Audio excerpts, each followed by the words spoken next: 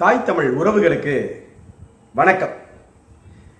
என்ன பேசுறது ஏது பேசுறது அப்படின்னு நான் மட்டும் இல்லை, எல்லா யூடியூப் சேனல்ஸுமே அரசியல் சார்ந்து பேசுறவங்க கொஞ்சம் திகச்சு போய் நிற்கிறாங்க. எதை பேசலாம் அப்படின்னு ஒரு நிமிஷம் அவங்க நினைக்கிறதுக்குள்ள ஏதேதோ காட்சிகள் மாறுது. எதனால இது அப்படின்னா, இப்பதான் ஒரு அரசு வந்திருக்குது, உடனடியாக விமர்சனம் செய்யலாமா செய்யக்கூடாதா அப்படின்னு ஒரு தரப்பும், தொடக்க காலத்திலிருந்தே தொடங்கின உடனே இவங்க செஞ்சதுல என்னென்னலாம் பிழைகள் அப்படின்னு எடுத்து வைக்கிறாங்க. நம்மளும் ரொம்ப கூர்ந்து கவனிச்சுக்கிட்டு இருக்கோம். இந்த புதிய அரசு அப்படிங்கிறத நம்ம கூர்ந்து கவனிக்கிறோம். சினிமாவில் பார்க்குற மாதிரி இந்த ஒரு பாட்டு தொடங்கி அந்த பாட்டு முடிகிறதுக்குள்ள ஹீரோ பார்த்தீங்கன்னா பணக்காரன் ஆயிரும். ஹீரோவுக்கும் ஹீரோயினுக்கும் அந்த பாட்டுக்குள்ளேயே கல்யாணம் முடிஞ்சிடும், குழந்தை கூட பிறந்துடும், அந்த குழந்தை கூட வளர்ந்துடும். அப்படி ஒரு பாட்டிலேயே திரைப்படத்தில் இவ்வளோ பெரிய மாற்றங்களை கொண்டு மக்களை அந்த மனநிலைக்கு பக்குவப்படுத்துவாங்க. அதை விட ஆச்சரியமாக இன்றைக்கு நடந்திருக்கக்கூடிய அரசியல் சூழல் தெரியுது. சினிமாவில் கூட நம்ம இப்படி ஒரு காட்சி எடுக்க முடியுமா அப்படின்னு தெரியல. சட்டு புட்டுன்னு டபக்குன்னு விஜய் சட்டமன்றத்துக்குள்ள முதலமைச்சர் நாற்காலியில் கோட்டும் சூட்டும் போட்டு உட்கார்ந்துருக்கார்.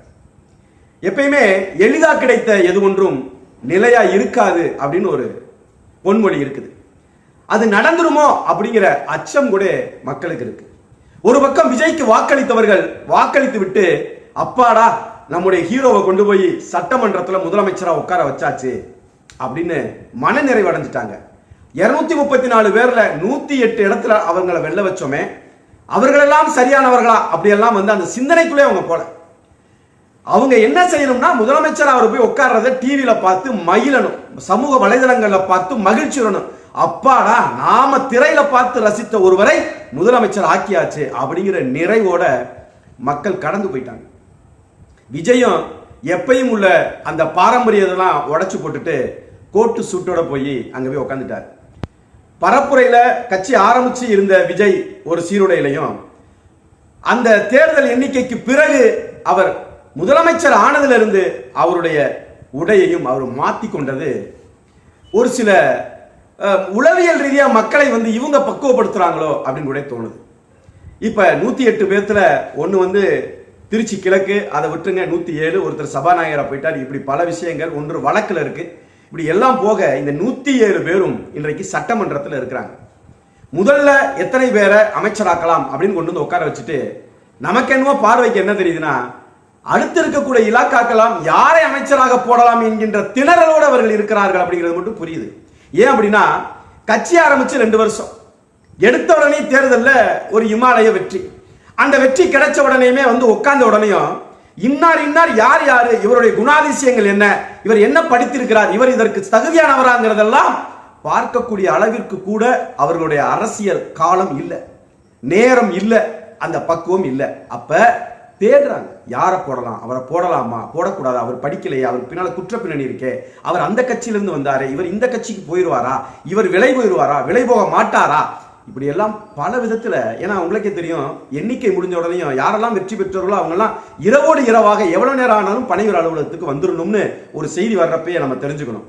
அப்படிப்பட்டவர்கள் இன்றைக்கு சட்டமன்றத்தில் இந்த ஆட்சி அதிகாரத்தில் உட்கார்ந்து தமிழ்நாட்டை நிர்வாகம் செய்யக்கூடிய இடத்துல உட்கார்ந்து இருக்கிறாங்கன்னா, அப்ப அவங்களுக்கு இன்னமும் வெற்றி பெற்று வந்தவர்கள் மீது எவ்வளவு சந்தேகங்கள் இருக்கும், பயம் இருக்கும், அச்சம் இருக்கும் பாருங்க. இதுதான் இப்பொழுது புதிதாக இருக்கக்கூடிய அரசுல வந்திருக்கக்கூடிய விஷயம்.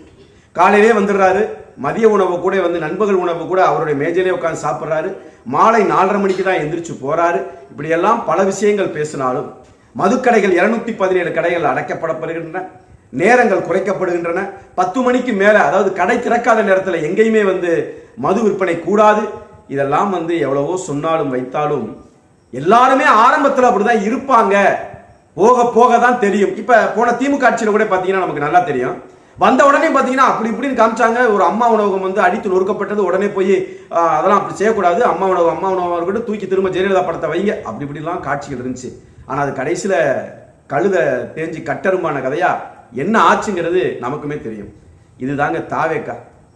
என்ன செய்ய போறாங்கிறது நடுநிலைவாதிகள், தாவேக்காவுக்கு ஓட்டளிக்காத ஒரு ஒரு ஒரு தரப்பினர் இருக்காங்க பாருங்க. இவங்க பூரா பேர் மனசுலையும் அச்சம் இருக்குது, எதிர்பார்ப்புலாம் கிடையாது, ஒரு அச்சம் இருக்குது. ஏனென்றால் இவர்கள் எதுவும் தெரியாதவர்கள், புதியவர்கள், அரசியலுக்கே புதியவர்கள், திடீரென சட்டமன்றத்துக்குள்ள போய் அமைச்சராகி தமிழக முதலமைச்சர் ஆயிட்டாங்கன்னா என்ன நடக்க போகுதோங்கிற பதட்டம் மக்கள் மத்தியில அதுவும் ஒரு சாரா இருக்கு. சரியான நிர்வாகம் நடந்துருமா? இவர்கள் பயின்று இதுதான் நிர்வாகம் என்று தெரிந்து கொள்வதற்கே 2-3 ஆண்டுகள் ஆகிவிட்டால் என்ன செய்வது? இந்த ஆட்சி பிழைக்குமா பிழைக்காதா? இப்படி கூட்டணி சேர்ந்து இருந்த பிரச்சனைகளாகி இந்த ஆட்சி கவிழ்க்கப்படுமா? அப்படி கவிழ்க்கப்பட்டால் மீண்டும் விஜய்க்கு இன்னும் அதிக பெரும்பான்மை பரிதாபத்தினால வாக்குகள் விழுந்துருமா? இல்ல இந்த ஆட்சி கலைந்த பிறகு திமுக ஏறி வந்து உட்கார்ந்துருமா? இல்லை என்றால் விஜய்க்கு இன்னும் இந்த சட்டமன்ற உறுப்பினருடைய எண்ணிக்கை குறைந்து விடுமா? இப்படி பல சிந்தனைகள், பல ஓட்டங்கள். இதுல காங்கிரஸை கையில் எடுத்தனால பாரதிய ஜனதா கழுகு கொத்தி திங்கிறதுக்கு தீர மாதிரி அது ஒரு பக்கம். இப்ப மக்கள் என்ன நினைக்கிறான்னா, ஏதோ நடக்க போகுது, என்னமோ நடக்க போகுது, என்னமோ செய்ய போறாங்க, அந்த அச்சத்துக்குள்ள போயிட்டதா தான் நமக்கு தெரியுது. இப்படி ஒரு கட்சி தமிழக அரசியலில் நகண்டு போயிட்டு இருக்கு. இன்னொரு கட்சி திமுக தோல்வி அடைந்திருக்கு, எதிர்கட்சியாக உட்கார்ந்து இருக்கு. இப்ப அந்த கட்சி தன்னை ஆய்வு செய்கிறது. ஏன் தோற்றம், எதனால் இந்த தோல்வி, எங்கே பிழை நடந்தது, எங்கே குறை நடந்தது, யார் காரணம்? மு.க. ஸ்டாலின் சொல்றாரு, யாரு திமுகவினுடைய தலைவரே சொல்றாரு, என் மீது தவறு என்றாலும் நீங்கள் சொல்ல வேண்டும். எல்லா மாவட்டங்களிலும் கருத்து கேட்டு அதுவும் வீடியோ பதிவு செய்து காணொளி காட்சியாக அவர்கள் சொல்வதை எடுத்துட்டு வந்து எங்க கிட்ட பேசணும். உங்க மாவட்ட செயலாளருடைய கருத்தை என்று சொல்லக்கூடாது அப்படின்னு தோல்விக்கான காரணங்கள், ஏன்னா உரிமை தொகை, தமிழ் புதல்வன், புதுமை பெண்ணு, என்னென்னமோ செஞ்சு பார்த்து கடைசியில் ஏண்டா இந்த தோல்வி வருதுன்னு ஒரு ஆராய்ச்சி நடத்தி கொண்டிருக்கக்கூடிய ஒரு கட்சி திமுக. அது ஒரு பக்கம். அதிமுக தன் கட்சியை, ஆட்சியை கிடையாது, தன் கட்சியவே தான் காப்பாற்றிக் கொள்வதற்கு கடந்த காலங்களில் திணறி போய் ஒரு வழியா வந்து ஒரு செட்டில்மெண்ட்டுக்கு வந்தாங்க. ஆனா இந்த வாக்கு எண்ணிக்கை முடிஞ்சதற்கு பிறகு கட்சியை காப்பாற்ற முடியாதுங்கிற நிலைக்கு ஐயா எடப்பாடி பழனிசாமி போயிட்டார். சரிபாதியா தூக்கிக்கிட்டு சி.வி. சண்முகம் நகண்டு வெளியேறார். அப்ப அந்த கட்சி சரிபாதியா பிரிஞ்சிருச்சுன்னு கூட சொல்லலாம். ஏற்கனவே சரிவு மேல சரி வந்துகிட்டே இருந்துச்சு, எஞ்சி இருந்த கொஞ்சமும் முடிஞ்சிருச்சு.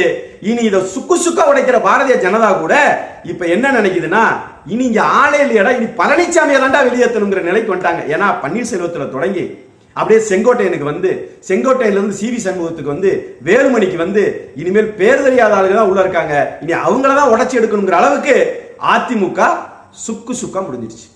இது ஒரு கட்சி. ஆனா இந்த மூணுலையும் எதுலையுமே எந்த விதத்திலையுமே சலசலப்பே இல்லாம ஒரு கட்சி நாம் தமிழர் கட்சி. தேர்தல் என்பது அரசியலில் ஒரு அங்கம், அவ்வளவுதான். என்னுடைய அரசியல் என்பது இன விடுதலை அரசியல், என் மக்களுக்கான அரசியல், என் மக்களின் தேவையை பூர்த்தி செய்கிற அரசியல், என் மக்களின் போராட்டத்தில் அமர்ந்து அவர்களோடு நின்று போராடக்கூடிய, வியர்வையும் ரத்தமும் சிந்தக்கூடிய அரசியல் தான் நாம் தமிழர் கட்சி அரசியல்னு நாம் தமிழர் கட்சி. இன்னொரு பக்கம் இன எழுச்சி மாநாடு, வெற்றி தோல்வி எல்லாத்தையும் விட்டா அரசியல தேர்தல்ங்கிறது ஒரு விரல் மாதிரி, அவ்வளவுதான். அதுல வெற்றி தோல்வி அப்படியே தூக்கி வாக்கு எண்ணிக்கை முடிஞ்சிச்சு, நம்ம தோத்துட்டோமா, முடிஞ்சிருச்சா, அவங்க அரியணை ஏறிட்டாங்களா, சரி ஏறட்டு விட்டு நம்ம அடுத்த வேலையை பார்ப்போம். அதுதான் அரசியல். தேர்தல் நின்று வெற்றி பெற்று சட்டமன்றத்தை பிடிப்பது மட்டுமே அரசியல் அல்ல, ஆனால் அதுவும் மிக அவசியம்தான். ஆனால் அதற்காகவே துவண்டு விடாமல் இன்றைக்கு இன எழுச்சியாக மாநாடு, ஈழத்திலே எம் தொப்புள் கொடி உறவுகள் இனப்படுகொலை செய்யப்பட்டு வீழ்ந்தார்களே, அது வீழ்ச்சி அல்ல, அது எம் இனத்தில் அங்கிருந்து எழக்கூடிய இன எழுச்சி என்று நாம் தமிழர் கட்சி உரைக்கிறது. கொஞ்சம் கூட அதை பத்தி கவலைப்படாம மறுபடியும் அதே வேகத்தோடு, அதை விட மிகப்பெரிய வேகத்தோடு இன்றைக்கு அந்த இன எழுச்சி மாநாடை நடத்துகிறது ஒரு கட்சினா யார் உங்களுக்கு வேணும்னு பாருங்க. நாம் தமிழர் கட்சி சொன்னது நிதர்சனமாக செய்யக்கூடிய ஒன்று, செய்ய முடியும் ஒரு ஆட்சி அதிகாரத்தை வைத்துன்னு சொன்னாங்க. ஆனால் அதை சினிமா போல பார்த்தான். ஆனா சினிமால ஒரு ஹீரோ நடக்க முடியாத ஒன்றை நடத்துவது போல திரைப்படத்துல நடிச்சு காமிச்சாரு, அது நிதர்சனம் நினைச்சிட்டான். திரையில் நடந்ததை தரையில் நடத்த முடியும்னு முடிவு பண்ணா. ஆனால் தரையில நின்று ஒருத்தர் நிதர்சனத்தை சொல்லி இந்த இனத்தின், இந்த நிலத்தின், இந்த மொழியின், இந்த மண்ணை வாழ வைக்கும்னு பேசினத அவை சினிமா மாதிரி நினைச்சிட்டான். நடக்க முடியாத ஒன்றை சொல்கிறார்கள் அப்படின்னு நினைச்சிட்டான். மொத்தத்துல மக்களுக்காக யார் நிற்கிறா, மக்களுக்கான தலைவன் யாரு, மக்கள் யாரை தேர்ந்தெடுத்திருக்கணும் என்பதை போக போக தெரிந்து கொள்வார்கள் என்பதுதான் உண்மை. இருந்தாலும் நாம் தொடர்ந்து இந்த புதிய அரசை கண்காணிப்போம்.